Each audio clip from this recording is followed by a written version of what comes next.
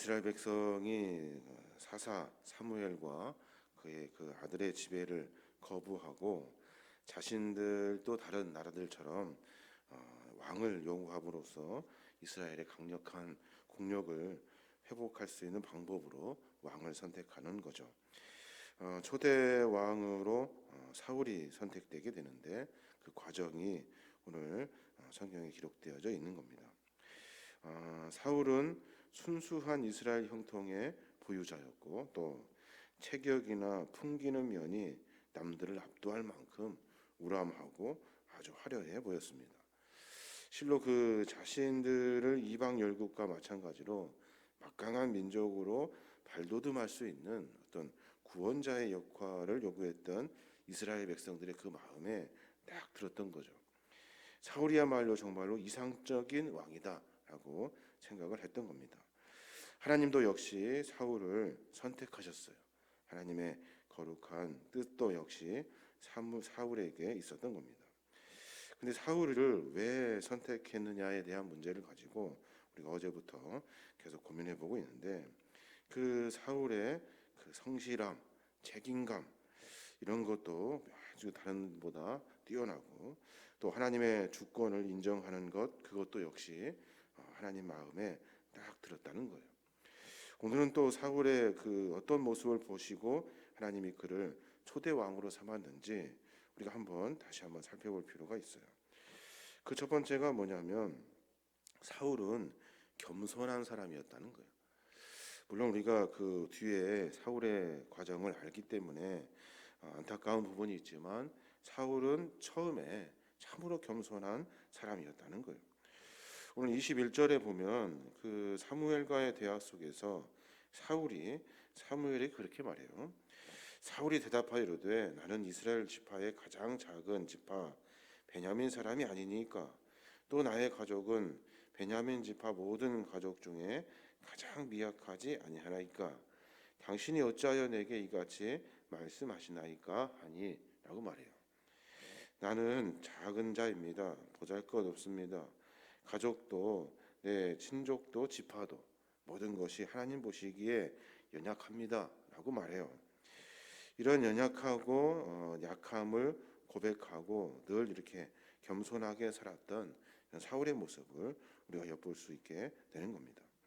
사울은 아버지의 명령으로 잃어버리는 암염소를 찾아오라는 명령을 받고 3일 동안 이것저것을 전전긍긍하다가 이스라엘의 그 마지막 사사인 사무엘을 만나서 하나님께서 이스라엘 지도자 왕이 될 인물로 당신을 선택하였습니다 라고 이렇게 그 소식을 듣게 되죠. 다른 사람 같으면 자격이 있다고 충분하다고 내가 해보겠다고 할 거란 말이에요. 근데 사울은 그렇게 하지 않아요. 나는 부족합니다. 연약합니다. 나는 아무것도 아닙니다. 자기 자신이 얼만큼 연약하고 얼마큼 약한지 스스로 고백하는 모습이 하나님 보시기에 참 합당하다라고 하셨다는 거예요. 이 사울은 오히려 자신이 못난 사람입니다. 연약한 존재입니다. 이런 것들로 말미암아 사무엘의 그 발언에 타당하지 않습니다 라고 말했다는 거예요. 미약함을 철저히 통감하고 자신으로서는 이스라엘 그 지도자의 일을 감당할 수 없습니다 라고 말하면서 그러면서 그는 하나님의 주권을 인정하고 하나님을 의지하는 신앙의 삶을 살았다는 거예요. 뒤에 보면 이제 이스라엘 백성들을 사무엘이 미스바로 불러 모아요. 다시 모아서 제비를 뽑습니다. 12지파를 다 불러 모아가지고 제비를 뽑아서 베냐민 지파가 선택되고 그 중에 기스 그 사울의 아버지 집안이 선택되고 그리고 사울이 또 제비를 뽑아 선택이 돼요. 근데 그 순간에 사울이 없어요. 그 자리에 어디 갔습니까? 라고 물으니까 사울이 저 구석에 숨어가지고 저는 할 수 없습니다. 저는 연약합니다 하면서 자기의 겸손한 모습을 드러내고 있었다는 거예요. 이 과정을 보면 하나님은 겸손한 자를 선택하시고 그의 그 마음 가운데 누구를 의지하고 있는지 자기를 자랑하는지 자기의 가진 것을 자랑하는지 아니면 어떤 다른 것들을 그 주권으로 삼고 그렇게 살아가는지를 보시고 하나님은 그를 선택해 주시는 거예요. 우리의 삶의 모습도 마찬가지입니다. 물론 우리의 삶에 연약함이 있고 부족함이 있지만 우리는 자랑할 것이 없어요. 왜냐하면 하나님의 모든 주권과 계획 안에 모든 인간은 하나님의 그 섭리 안에 있기 때문에 그래요. 인간이 보기에 때는 높은 사람이 있고 낮은 사람이 있고 똑똑한 사람이 있고 잘난 사람이 있어요. 근데 하나님 보시기에는 똑같아요. 하나님은 어떤 심령을 보시냐면 겸손한 심령, 하나님을 인정하는 사람을 하나님은 가장 기쁘게 여기셔요. 그 마음이 변질되고 변하는 순간 하나님에게서부터 멀어지게 되고 하나님의 그 주권이 그 안에서 사라져 버리게 되는 거예요. 이 사실을 깊이 깨닫고 늘 겸손한 삶을 살아야 하는 거예요. 겸손은 내 삶의 주인이 누구인가, 내가 누구에게 묻고 누구의 지도를 받아야 하는가에 대한 자기 신앙의 고백이 되는 거예요. 그냥 내 고개 숙이고 이런 것이 겸손이 아니라 나는 연약합니다. 그러니 하나님이 도와주셔야 됩니다. 나는 아무것도 아닙니다. 그러니 하나님이 그 길을 인도해 주십시오. 하나님을 주권적으로 인정하는 겸손, 이 겸손이야말로 하나님의 은혜를 누리게 된다는 겁니다. 또 하나 그 사울의 그 특징을 좀 보면 사울은 사람의 일보다 하나님의 일을 먼저 생각했던 사람이에요. 사람의 일보다 하나님의 일을 먼저 생각해요. 사람의 일은 뭡니까? 사람의 일은 아버지가 찾아오라고 했던 그 암나기를 찾으러 가야 돼요. 그런데 그 오랫동안 지체되어 있던 그 일, 그리고 또 하나님께서 그를 선택하시려고 계획하신 일들, 이 둘 중에서 사울은 아버지가 시킨 일이 먼저 처리해야 될 일로 우리 사람들은 생각합니다. 근데 사울은 그리 하지 않고 하나님의 일을 먼저 생각하는 것을 엿볼 수가 있어요. 여러 일들을 보면 사제 사무엘이 사울을 불러서 같이 식사하고 또 지체하여 내일 아침에 또 다시 만나자 이야기하고 또 한참 지붕에 올라가서 서로 담소를 나누고 이런 지체되는 시간들을 과정을 지내고 있어요. 그런데도 불구하고 사울은 우선순위를 정해요. 하나님의 사사였던 사무엘과 함께 하나님의 이야기를 듣는 것, 하나님의 뜻이 무엇인지 분별하여 그 계획을 함께 실현하고 함께 이야기를 나누는 것, 그것을 참으로 소중하게 여겨요. 그러니까 쉽게 인간적으로 생각하면 사무엘에게 가서 내가 그 예물을 드리고 당신은 나에게 그 암나기가 어딘지만 알려주십시오. 그럼 내가 가서 빨리 찾아서 아버지 땅에 가야 합니다 하는 것이 당연하죠. 그런데 사울은 그 긴 이야기를, 사실 사무엘은 사울을 뺑뺑뺑 돌리고 있어요. 지금 조금 기다리라고 하고, 그리고 식사도 하자고 하고, 지붕에 올라가서 이야기도 나누자고 하고, 그리고 또 내일 아침에 또 만나자고 하고, 그러면서 그 일을 계속 점검하는 일을 사무엘이 하고 있어요. 그 순간에 사울은 하나님의 일이기 때문에 그것을 먼저로 삼고 있다는 거예요. 지금까지 자신이 살았던 우선순위에서 이제 아비에게 달려가는 계획들을 다 중지하고 하나님의 계획이 실현되기를 바라는 마음으로 사무엘과 함께 했던 거예요. 그 자신의 삶에 있어서 무엇이 최우선순위인가 하는 고민, 그것이 우리의 늘 있는 고민이죠. 우선순위를 결정할 때 먼저 생각해 봐야 할 것은 내 삶의 가치예요. 내가 어디에 가치를 두고 살아가는가.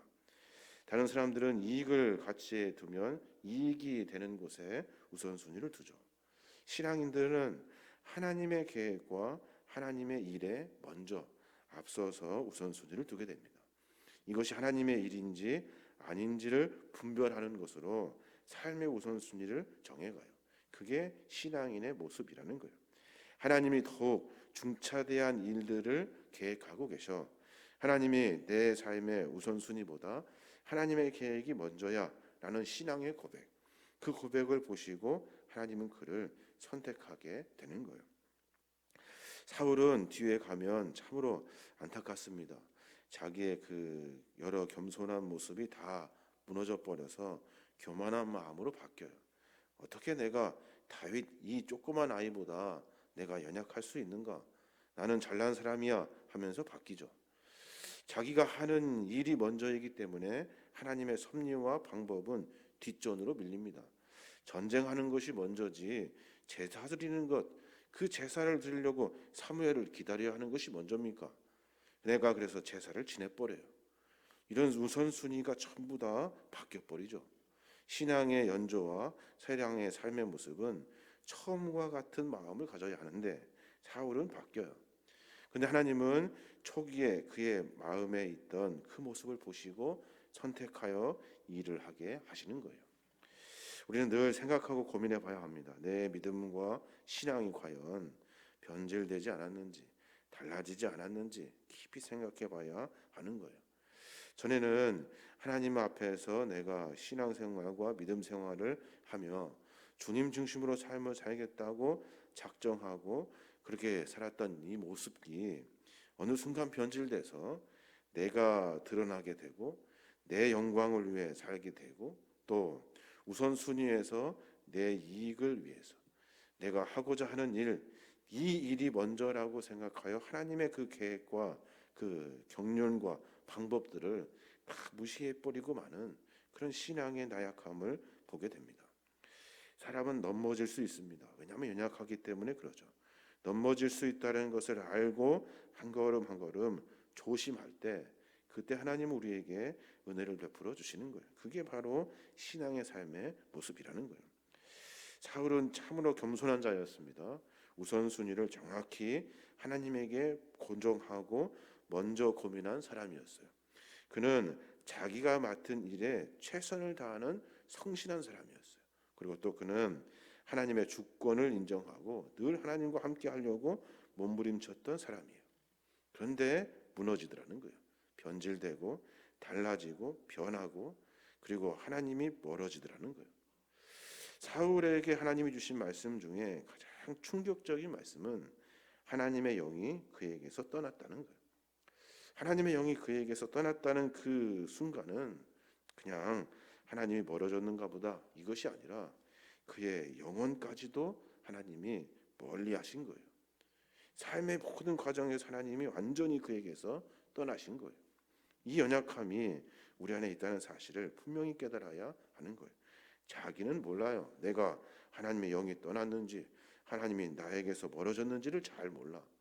그때는 이제는 이미 늦은 거예요. 아무것도 돌이킬 수 없는 순간이 돼버리게 되는 겁니다.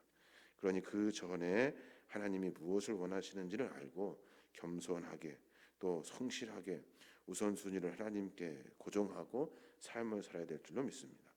참 어려운 일인 것 같아요. 근데 삶 속에서 하나님은 주님을 고민하는 사람, 하나님의 이름을 부르는 사람, 또 삶 가운데 주님과 함께 하려고 몸부림치는 사람을 한 번도 외면하지 않으셔요. 그를 늘 선택하셨고 그에게 은혜를 베풀어 주셨고 그를 통해서 하나님이 영광 받기 위해 그를 한없이 후원하시는 하나님의 모습을 우리가 보게 되는 겁니다. 믿음의 삶의 과정을 거쳐가면서 이제 마지막 하나님이 부르시는 날까지 우리가 믿음과 신앙 안에 살아야 합니다. 중간에 변질되지 아니하도록 달라지지 아니하도록 다시 우리의 삶의 모습을 점검해 봐야 하는 겁니다.